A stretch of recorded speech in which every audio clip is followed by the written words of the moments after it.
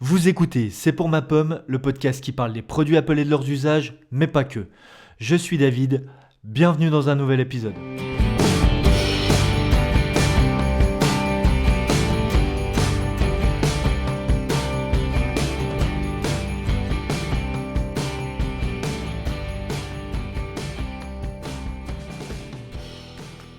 Salut à tous, bienvenue dans l'épisode 70 du podcast. Comme chaque année, en début d'année, je me livre à l'exercice, somme toute pas très facile, des prédictions, des rumeurs, de ce qu'Apple pourrait vendre ou du moins annoncer en cette année 2020. Alors oui, bien sûr, cet épisode sera basé sur un gros mélange de rumeurs, de prédictions, mais aussi de mes attentes, des produits que j'attends énormément pour cette nouvelle année de la part de la marque à la pomme. Comme chaque année aussi, je pense qu'il ne faut clairement pas s'attendre à des choses extraordinaires de la part d'Apple. Bien sûr, on aura droit à de très bonnes itérations des produits déjà existants, mais des grosses nouveautés qui révolutionneraient le marché, on peut être bien surpris, mais je pense clairement pas que ça n'arrivera encore cette année en 2020. On sait qu'Apple se base sur son propre calendrier et non pas sur le calendrier des autres constructeurs, et que Apple, à part de rares exceptions près, ne sort ses produits que quand ils sont réellement matures. Et il y a beaucoup de rumeurs qui se basent sur des technologies qui, d'après moi, ne sont encore pas assez matures pour le marché pour qu'Apple s'y intéresse, ou du moins pour qu'Apple en fasse des produits vendables et mettables sur le marché pour le grand public. Commençons par le produit que j'utilise le plus de la part d'Apple, l'iPad.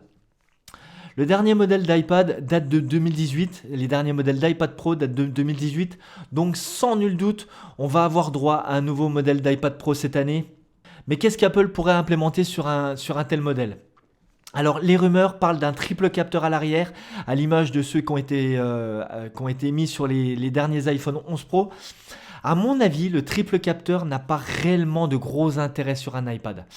On sait que l'iPad va aussi beaucoup servir à la réalité augmentée, et que le troisième capteur qui a été ajouté à l'iPhone 11 Pro est un ultra grand angle. Donc, je vois clairement pas l'intérêt d'un tel capteur pour la réalité augmentée. Si augmentation des capteurs il doit y avoir sur l'iPad Pro, je pense plutôt qu'Apple ira sur une technologie prouvée, qui marche depuis plusieurs années, qu'il utilise depuis plusieurs années. C'est le double capteur, présent depuis les iPhone 10 et encore présent sur les entrées de gamme cette année, les iPhone 11. Et je pense plutôt qu'Apple ira dans ce sens-là s'il doit augmenter les capteurs à l'arrière de l'iPad. D'autres nouveautés en termes d'hardware sur l'iPad, je pense pas clairement cette année. L'iPad depuis, du moins les iPad Pro depuis 2018, étaient des machines qui étaient quand même assez complètes maintenant, avec l'ajout du support des disques durs et tout un tas d'autres nouveautés qui ont été implémentées en 2018. Au niveau hardware, je pense que c'est une machine assez complète. Bien sûr, tout peut encore être un peu amélioré, mais je pense pas à de grosses nouveautés, du moins en termes de hardware cette année. Si grosse nouveauté il doit y avoir, ça sera plutôt en termes de software. Apple a implémenté énormément de choses avec l'arrivée d'iPadOS, mais je pense qu'il y a encore beaucoup de failles et qu'Apple pourrait implémenter beaucoup de choses et améliorer surtout beaucoup de choses sur iPadOS. Mais ça, j'en parlerai un peu plus loin dans le podcast. C'est à peu près tout ce que je pense va arriver sur l'iPad. Je pense qu'on aura droit à une très bonne itération de l'iPad cette année, avec, comme je le dis, de bonnes améliorations, mais pas de grosses révolutions. Et ça va être un peu le fil de cet épisode. Je pense qu'à part de rares exceptions près, on n'aura pas droit à d'énormes révolutions sur les produits cette année. Deuxième produit dont je voudrais parler, l'iPhone. Comme tous les ans, on en est sûr, Apple va présenter des nouveaux produits, des nouveaux iPhones en septembre. Cependant, cette année pour moi sera un peu différente des années précédentes. Je pense qu'on aura aussi droit à une présentation d'iPhone justement au printemps, en même temps que les iPad Pro. Sous la forme de celui qu'on appelle depuis maintenant pratiquement 2 ans, 3 ans, l'iPhone SE2. Alors, cet iPhone n'aura absolument rien de révolutionnaire. Ça sera seulement un iPhone 8 avec les composants d'un iPhone 11 pour un prix un peu moindre, mais en termes, cet iPhone deviendrait l'entrée de gamme de chez Apple à un prix beaucoup moins cher, Et on sait que le marché demande beaucoup ce genre de téléphone. Beaucoup de constructeurs le font. Donc voilà, pour agrandir un peu encore, on sait que les iPhones ont un peu plus, je dis pas que les iPhones ne se vendent pas, mais les iPhones ont un peu plus de mal à se vendre depuis quelques années. Donc voilà, si Apple pouvait étendre un peu sa gamme vers ces iPhones moins chers, vers ces iPhones entre gros guillemets bas de gamme, je pense que clairement que ça serait une bonne chose. Donc voilà, on irait vers un iPhone un peu plus petit, un peu moins cher, mais avec des produits qui ont déjà été utilisés, rodés par Apple, le châssis de l'iPhone 8 et les composants de l'iPhone 11. Passons maintenant aux véritables nouveaux iPhones, dont la présentation aura lieu bien sûr en septembre, comme tous les ans. Maintenant, c'est récurrent chez Apple et ça ne changera clairement pas cette année. Alors la rumeur voudrait qu'Apple présente 5 nouveaux iPhones cette année. Pour ma part, je ne crois pas du tout, mais alors du tout à cette rumeur. Pour moi, Apple va rester sur le modèle précédent, c'est-à-dire un iPhone entrée de gamme. Alors entrée de gamme, c'est toujours pareil. Si Apple présente un iPhone SE2 en début d'année, l'iPhone qui remplacerait l'iPhone 11 ne serait plus un entrée de gamme, ça serait simplement un milieu de gamme, ça serait une alternative au très haut de gamme que sont les iPhone 11 et 11 Pro, les iPhone 11 Pro et 11 Pro Max, et qui seraient les iPhone 12 Pro et 12 Pro Max l'année prochaine. En suivant le modèle qu'Apple utilise depuis plusieurs années, alors si on se base sur ce modèle-là, clairement on devrait avoir une grosse modification du design sur les iPhones cette année. On sait que Apple a toujours marché comme ça, ils changent de design, ils améliorent un peu le hardware interne du téléphone. La troisième année, ils améliorent un peu la photo et l'année d'après, ils changent le design. Donc c'est cette année que ça devrait arriver.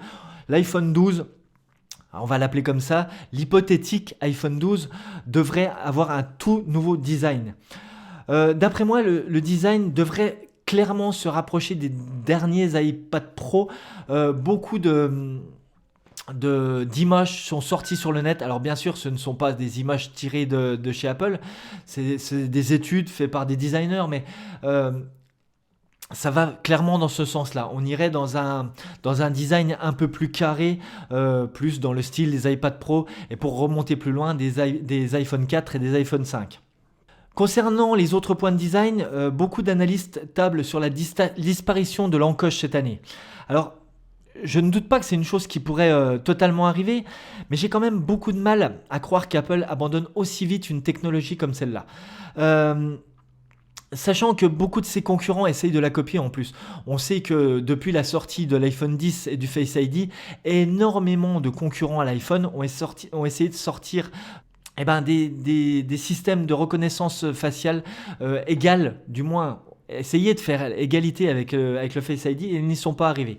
Apple a une technologie très bonne, on va pas se le cacher, très éprouvée de reconnaissance faciale, et cette technologie, faut bien la placer quelque part. Elle rentre dans le Face ID, donc j'ai pas franchement l'impression qu'Apple va abandonner cette technologie maintenant. Alors pourquoi pas la raccourcir un peu, qu'elle soit un peu moins visible sur l'écran de l'iPhone, ça je suis totalement d'accord. La faire disparaître complètement, j'ai beaucoup de mal à le croire.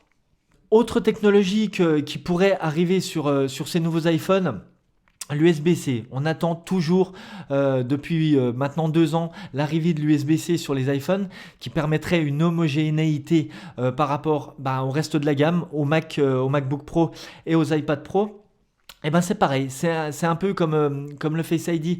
On sait qu'Apple, quand ils tiennent une technologie et que c'est une technologie qui est éprouvée, ils ont énormément de mal à s'en séparer. Le Lightning, ça fait plusieurs années que tout le monde demande à Apple d'abandonner le Lightning pour passer à l'USB-C.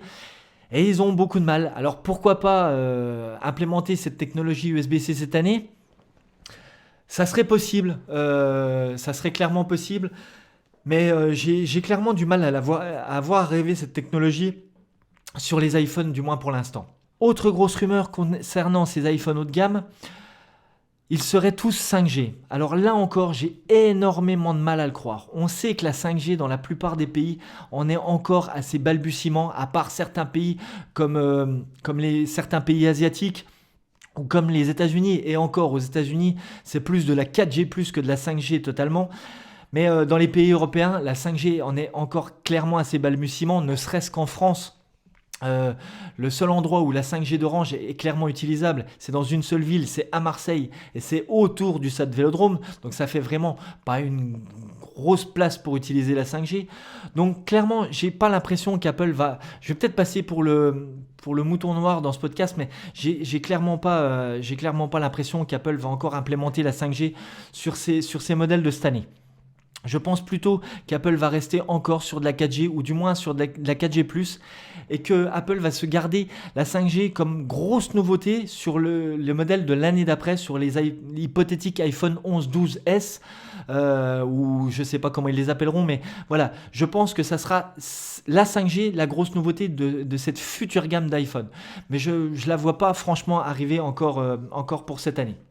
On a eu aussi droit, alors dernièrement, à des rumeurs farfelues comme quoi Apple pourrait annoncer, alors non pas commercialiser, mais annoncer un iPhone pliable cette année, ou du moins montrer des choses sur un tel appareil.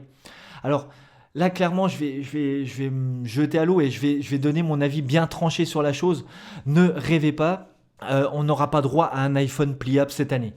C'est une technologie qui n'est encore pas du tout au point et on l'a vu clairement avec les Galaxy Fold. Alors bien sûr, c'est une étude de style, ça a fait plaisir à beaucoup de youtubeurs, ça a fait plaisir à beaucoup de journalistes, mais c'est une technologie qui n'est pas du tout au point et Apple ne sortira, du moins pour l'instant, aucun téléphone dans ce sens-là. Enfin, je ne vois pas du tout Apple sortir un appareil dans ce style-là. Et j'irai même plus loin. J'ai du mal à croire que les téléphones pliables, ça ne soit pas une mode. Dans le style des écrans 3D sur les télés il y a plusieurs années. J'ai franchement pas l'impression que le grand public trouvera un usage et trouvera une utilité à ce type d'appareil.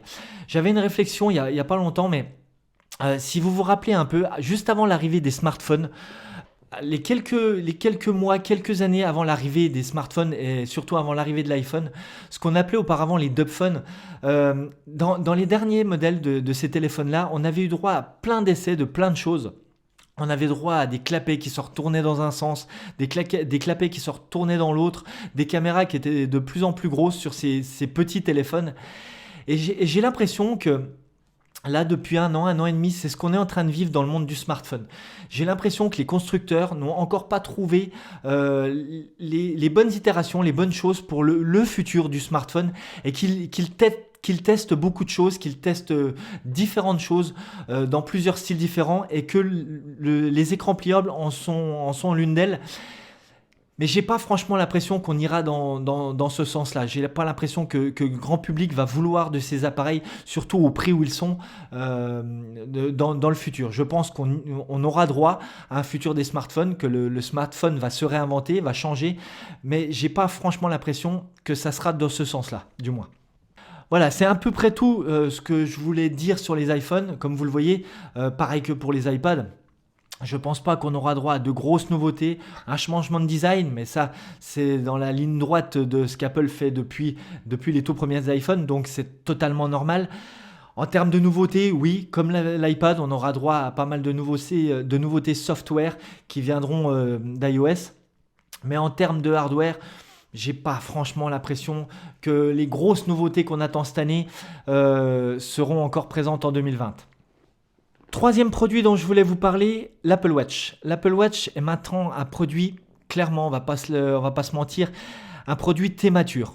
Tant en termes de technologie qu'en chiffre de vente. On le voit très bien, l'Apple Watch est la montre la plus vendue du marché, même devant certaines montres non connectées.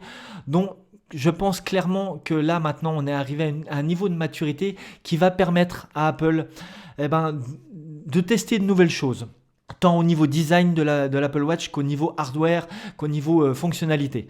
Au niveau design, je pense clairement que cette année, on va avoir droit à une Apple Watch un peu plus fine, un peu plus légère, avec peut-être un peu plus d'autonomie, même si l'autonomie Et moi, je vous parle, j'ai une Apple Watch encore série de 4. Je n'ai pas sauté le pas l'année dernière, mais l'autonomie est totalement utilisable encore cette année. Enfin, depuis le modèle, on va dire modèle 4, l'autonomie est totalement utilisable. Vous pouvez largement faire une journée, même voire presque deux, avec une recharge complète. Donc l'autonomie est bonne. Bien sûr, on n'est pas au niveau d'une montre pas connectée, mais après, je n'ai pas l'impression que ça soit réellement comparable.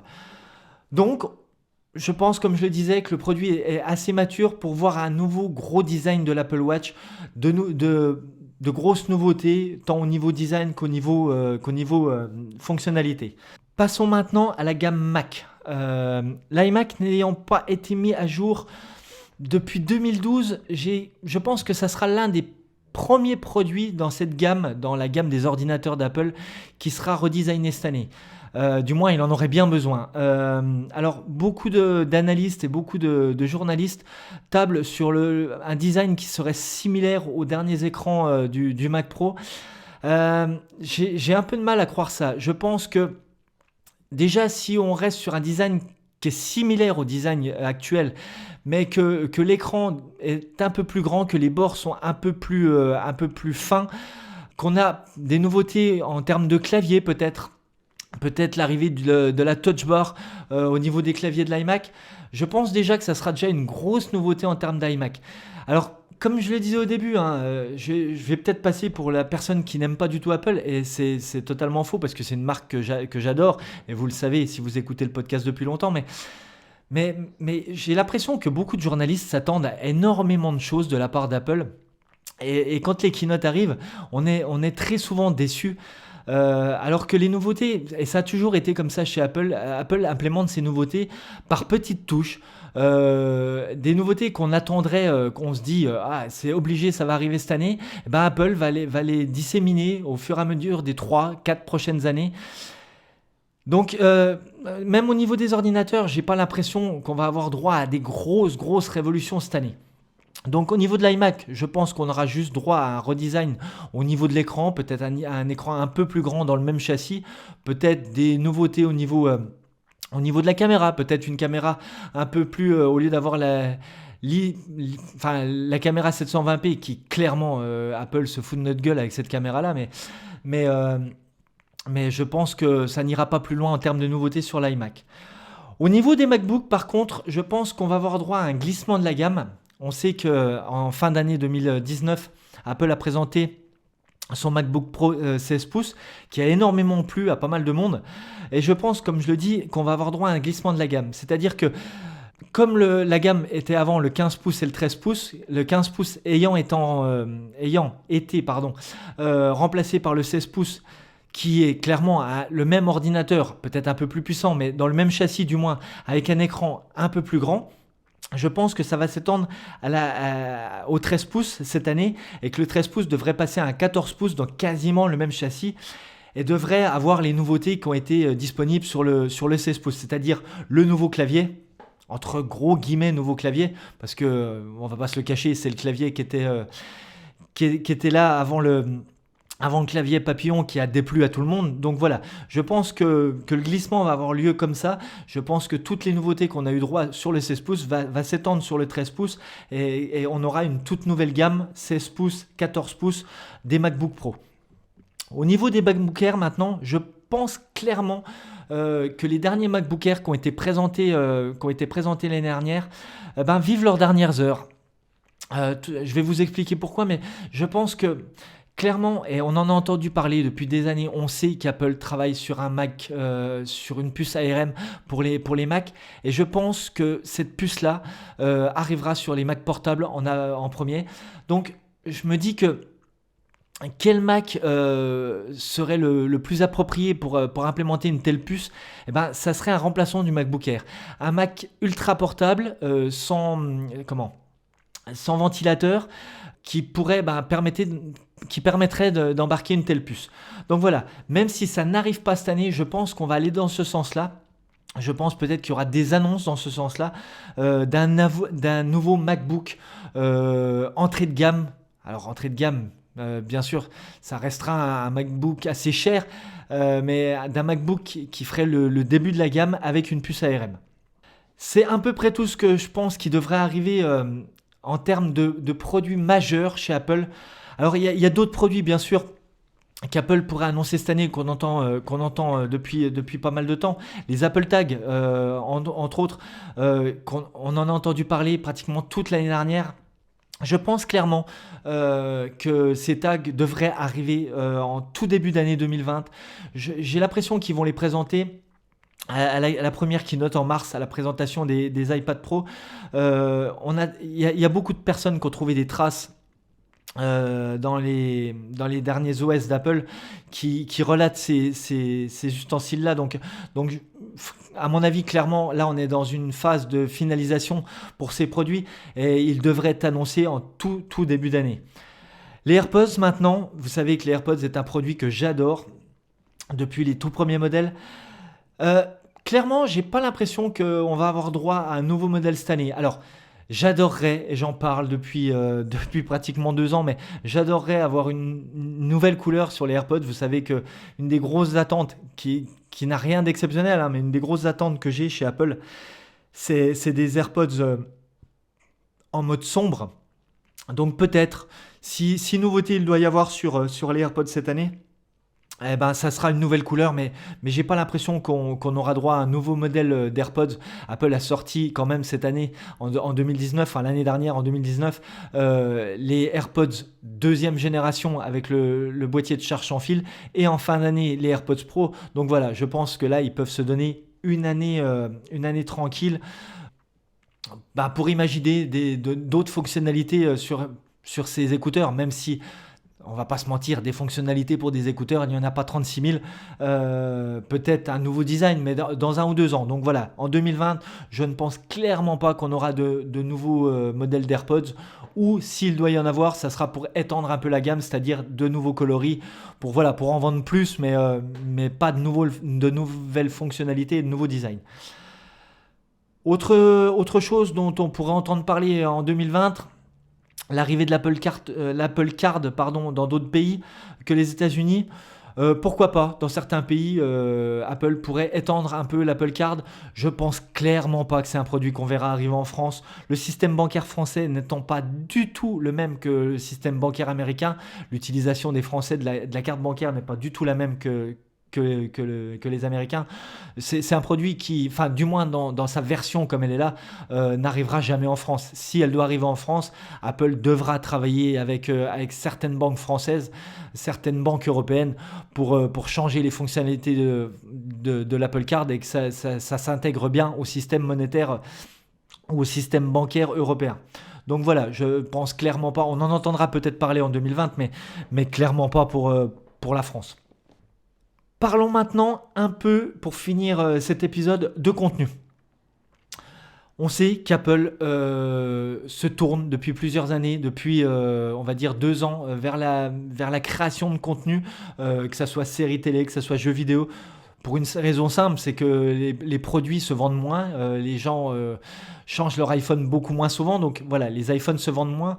Donc Apple essaye de passer son business model plus vers le contenu.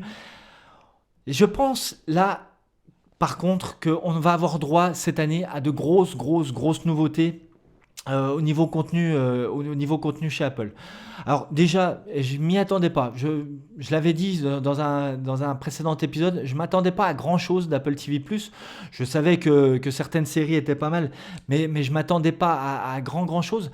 Et je dois avouer que certaines séries d'Apple TV+ m'ont quand même pas mal scotché, que ça soit The Morning Show, que ça soit For All Mankind.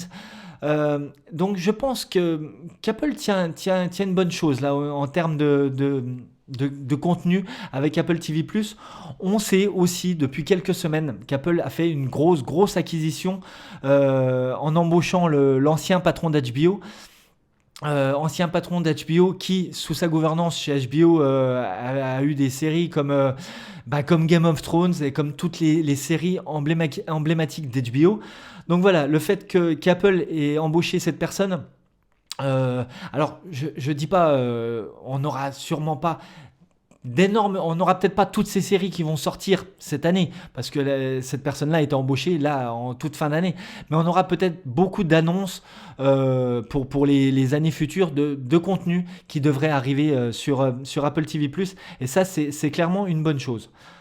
En termes de contenu aussi, on peut s'attendre à ce qu'Apple propose un bundle pour assembler toutes ces offres. C'est quelque chose qui est énormément demandé par beaucoup de gens. Une offre qui rassemblerait musique, arcade, Apple TV et pourquoi pas le forfait iCloud. Ça serait une bonne chose. Parce que même si les offres d'Apple, faut bien se l'avouer, sont pas forcément cher par rapport à la concurrence. On sait qu'Apple TV Plus est à moins de 5 euros, alors que des systèmes comme Netflix sont à maintenant plus de 16-17 euros. Donc voilà, Apple est assez bien placé. Mais le fait qu'ils sortent un bundle, pourrait permettre à certaines personnes d'avoir qu'une offre et pouvoir être abonné à l'ensemble des services Apple, et ça pourrait être une bonne chose pour les utilisateurs de la marque. Dernière grosse chose que moi j'attends au niveau contenu, et je vous le disais au début de l'épisode, c'est quelque chose qui concerne l'iPad Pro. Et alors, je vais pas m'en cacher, je sais pas d'où ça me vient, je sais pas d'où vient cette idée, mais pour moi, je pense que c'est la chose qui pourrait arriver cette année et qui pourrait être l'une des plus grosses nouveautés qu'Apple pourrait implémenter cette année. Alors, je vais pas faire durer le suspense plus longtemps, mais pour moi, la grosse surprise qui pourrait arriver en 2020 chez Apple, ça serait l'arrivée de très grosses applications macOS sur l'iPad, sur iPadOS. Quand je parle de très grosses applications macOS, je pense tout simplement à des applications telles que Final Cut, Xcode et Logic. On voit bien qu'Apple, depuis plusieurs années, même déjà à l'époque de Steve Jobs, parlait de l'ère post-PC. Et qu'Apple essaye de pousser de plus en plus l'iPad Pro avec iPadOS, avec tout un tas de fonctionnalités, avec la gestion des disques durs. Donc, pour moi, la dernière brique qui manque à ce système-là, c'est l'arrivée de grosses applications maison, en fait. Parce qu'on le sait, et j'en ai déjà parlé, il y a de très très très bonnes applications qu'on peut utiliser sur iPadOS en remplacement des applications Apple. Je vais prendre comme exemple Final Cut. On a LumaFusion sur iPad qui est une très très bonne application, mais j'ai pas l'impression qu'Apple va très longtemps laisser le marché justement à ces applications-là, alors qu'ils ont des applications maison qui marchent tout aussi bien.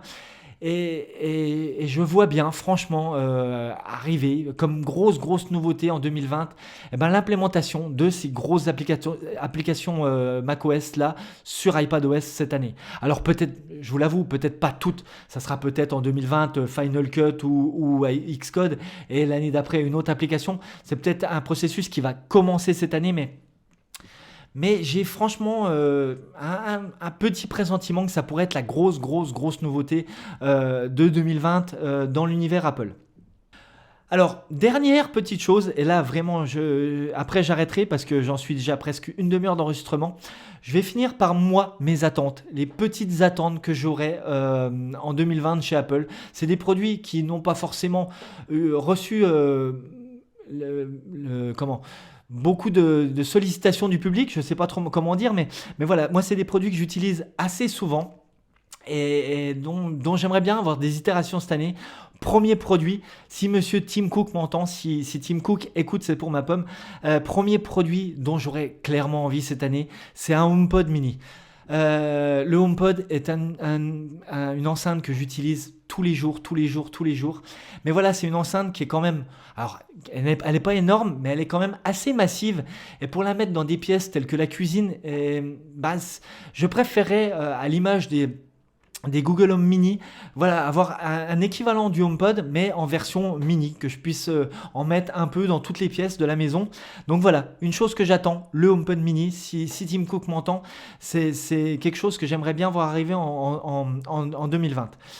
Autre chose que j'aimerais bien voir arriver en 2020, et clairement je ne suis pas le seul, Une amélioration de Siri. Pareil, Siri, c'est quelque chose que j'utilise tous les jours pour piloter ma domotique, pour mettre de la musique, pour dicter des messages, pour tout un tas de choses. Mais Siri est encore largement en retard sur ses concurrents. Et il pourrait faire beaucoup de choses. Donc clairement, une amélioration serait la bienvenue en 2020. Et je pense que ça finira par arriver de toute façon, parce que Apple, en développant tous les systèmes qu'ils développent, que ce soit le HomePod, que ce soit on sait qu'Apple va travailler pas mal sur la domotique cette année, donc voilà, ils sont obligés d'améliorer Siri pour pousser tout cet écosystème vers le haut. Ils sont obligés d'avoir un assistant vocal qui soit à la hauteur. Dernière petite attente que j'ai, c'est des petits redesigns, mais d'applications que moi j'utilise énormément. Les applications activités, les applications maison et les applications shortcut. C'est des applications qui sont bien, qui sont très utilisables, mais qui n'ont pas changé depuis leur implémentation il y a quelques années. Donc voilà, ça serait bien un petit redesign, des nouveautés, des nouvelles utilisations avec ces applications-là. Ça serait franchement une bonne chose. Donc voilà, je ne vais pas faire beaucoup plus long. Voilà comment, d'après moi, pourrait se passer l'année 2020 pour Apple. N'hésitez pas, vous, à me dire ce que vous en pensez. Avez-vous des produits que vous préféreriez voir arriver cette année ? Peut-être que c'est exactement les mêmes que les miens. Peut-être que c'est totalement différent. Peut-être que tout simplement, vous n'attendez plus rien d'Apple. Mais n'hésitez pas justement à me dire, vous, ce que vous attendez d'Apple cette année. Est-ce que vous pensez qu'Apple va annoncer cette année ? Tous les liens pour me contacter sont comme d'habitude dans la description en dessous de cet épisode. Moi, je vous donne donc rendez-vous dans un prochain épisode. Ciao! Si vous avez apprécié ce podcast, n'hésitez pas à prendre une minute pour aller lui mettre une note ou un commentaire sur votre appli de podcast préféré. Ça aide le podcast à remonter dans les classements et à se faire connaître.